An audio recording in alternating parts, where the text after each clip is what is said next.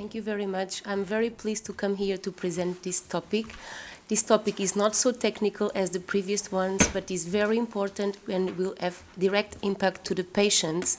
And we want to start already to engage the patients' organization, because we really need partners that will then at national level communicate this issue to all patients, so we all perceive this issue very well. So I introduce myself as a patient and consumer. I'm a healthcare professional and I'm a regulator.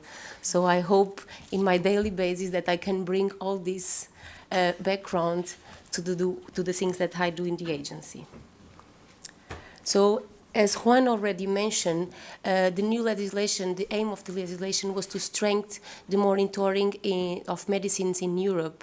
And so we introduced this concept of additional monitoring. And what is written in the legislation is that the agency, in collaboration with the member state, shall set up, maintain, and make public available a list of medicinal products that are subject to additional monitoring. And this list will also be published on the national authorities' website. So, as we all know, when we introduce a medicine on the market, the regulators assess the dossier, and we have the quality, safety, and efficacy data. And the product is introduced if we judge that the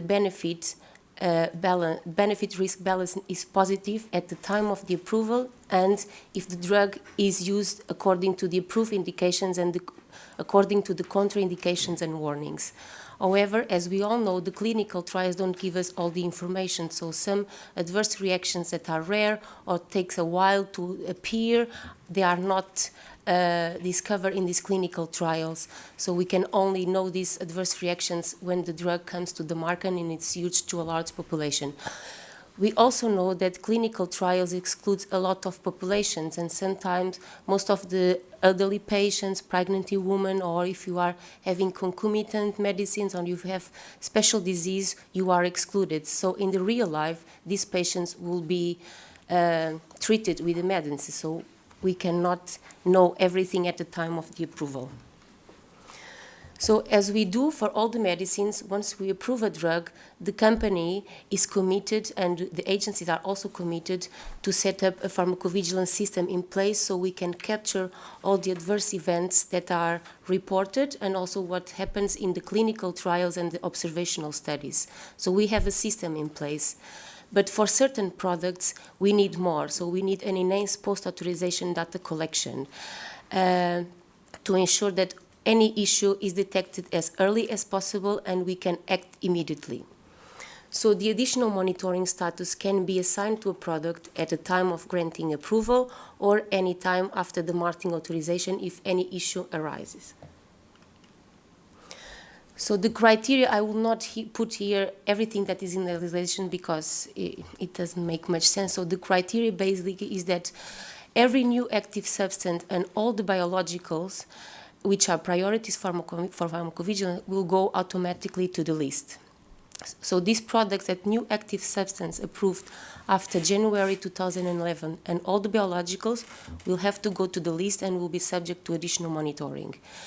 And in addition to that, competent authorities may also require that certain products that are subject to certain conditions, for example, a product that is required where we impose a company to do a post-authorization safety study because we want to know more about the safety issue.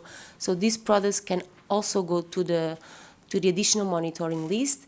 Currently, we need to consult the PRAC, member states need to consult the PRAC before, but in the future the legislation is already changing, so there are certain products with conditions that will go under the mandatory scope. So also regarding the time that the product will be maintained on the list, it is written that for new products they will stay 5 years after they are introduced in the European market. And for products with conditions, they will stay there until the conditions are fulfilled. For example, if the company is required to do a study that will take 5 or 10 years to give us the results, the product will remain on the list until that time. And also this time can be extended if the Commission or the Member States feel that we don't have enough information to remove it from the list. So what is most important is that this additional monitoring concept will need to be communicated to healthcare professionals and patients in a way that will increase the reporting, will increase the data that we receive, but does not create any undue alarm.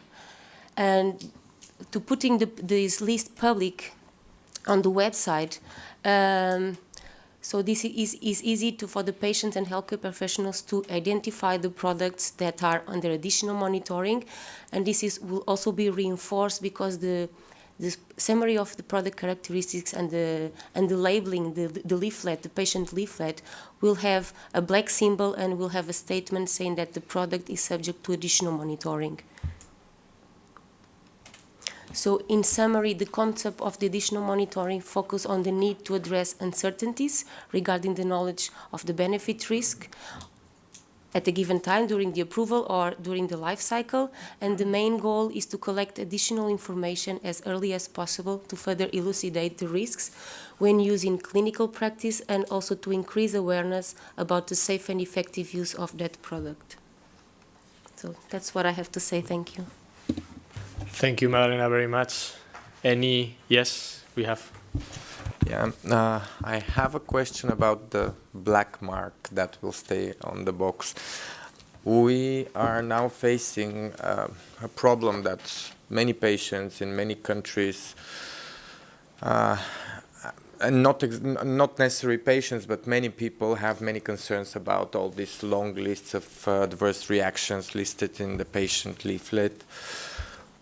Which I personally think is a great thing, because the patient has to be informed and has to have the choice and to know exactly what can happen with him and to take his responsibility for taking the risk. But many people are using all that to continue talking with patients and telling them that they don't have to use such drugs that are with such long lists of adverse reactions. And now I can imagine if they see a box of a new, probably very innovative and very promising drug with a black spot there saying that something is wrong with that drug. Don't you think that some patients might step back and probably lower the chance for them to be cured or to benefit from a new drug, even if it is under observation? And as far as I understand, it will be all new drugs for 5 years obligatory in this list, and all new drugs will have this black sign there. I don't know. Could be tricky. Well, it's not all new active substances, yes, new drugs, not generics are not going to the list. But that's why I say that the communication is really very important, and we hope that because you already know the system, so you are the best players to introduce this to the patients, and also because we need a communication between the healthcare professional, the prescriber, the pharmacist, and the patient. I don't think the patients need to be informed, and this is not critical. It's not saying that the medicine is worse than the others. It's because we need to pay attention on this, and we need to be informed that if anything happens, we should report.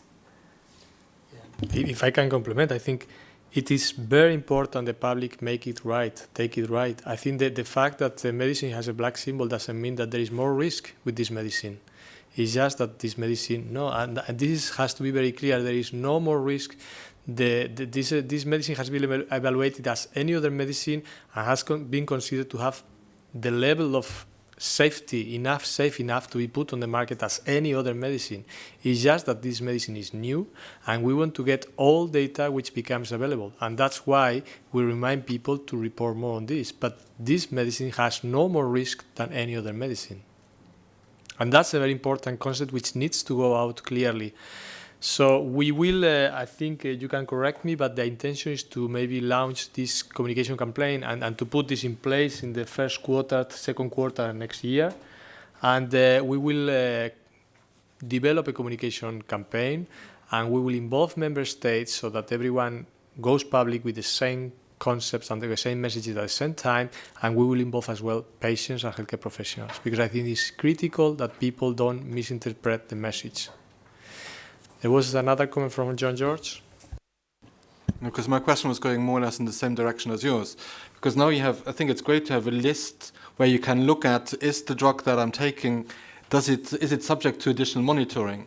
But if every new drug is going on that list, I'm not sure whether that's particularly helpful, because you're getting a mix of, on the one hand, every new medicine for 5 years, but on top of that, you also have some medicines that where a signal has been detected maybe later in the life cycle of that drug that has prompted additional monitoring for that medicine.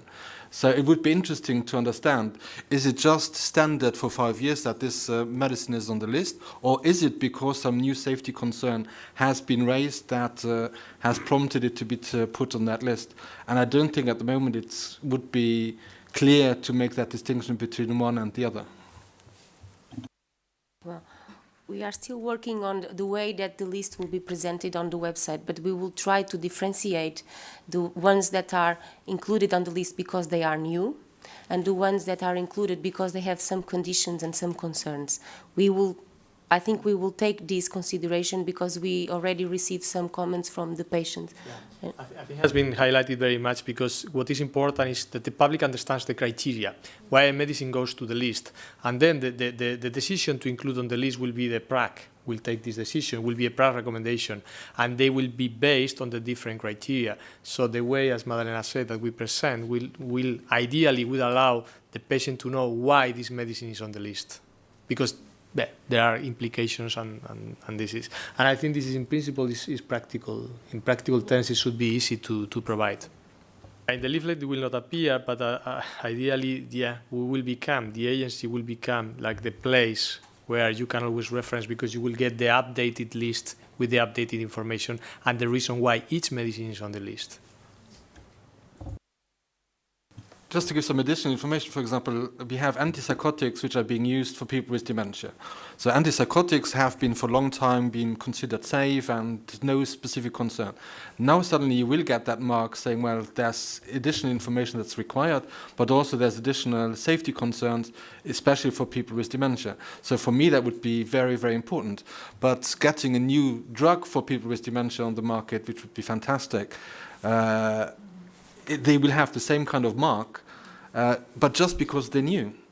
And so people, I think, it will be very difficult to make that clear to people using these kind of medicines that the kind of mark doesn't necessarily always mean the same thing. Definitely. So we will come back to you because we need your help to develop properly the message in time. We had another question there.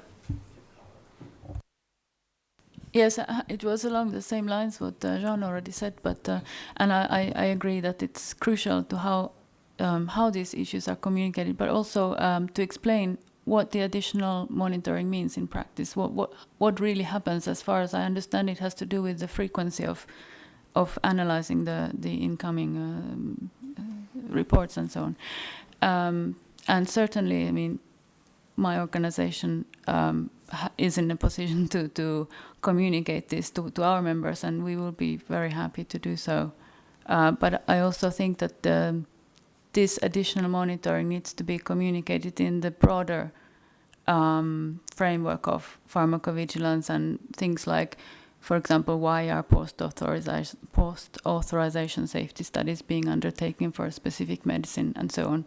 So, I mean, all to avoid unnecessary panic from patients. Just to say that even we are already working on it, and we are working to try to have this campaign even from the EMA in all languages, which is a little bit, we don't have a confirmation of this, but we are very much aware of the risk and we are very much aware working on this direction. Richie, the last comment. Just a question on what you said. You said it doesn't apply to generics, but there can be a situation when a brand product is on the market. There's an additional safety information that comes up that needs to be investigated. The product comes under additional monitoring. Do then the generics of that product automatically come also under additional monitoring? And when the additional monitoring is taken away from the brand product, does it automatically apply also for the generics? If I may so, it doesn't mean that if you have a signal or if you have a safety concern for a product that appears after 2 or 3 years that the product is on the market, that doesn't mean that it goes to the list. Only if the authorities require or impose something to the companies. Because if we have a signal and Okay, we can solve the signal, putting a warning in the SPC, sending a DHPC letter. That's enough. We don't need to put the product on the list. But if we ask the company and impose the company to do a specific study to know more about that risk, then the product will be on the list. And of course, if we ask the innovator to do that study, of course, the generics will have to do the same and will be on the list. But only if the safety concern, then the outcome is to impose something on the company. Francois, the last one. Clarification, what does the acronym URD stand for? It's the union reference date, is the first date of approval of a product in Europe. Sorry about that.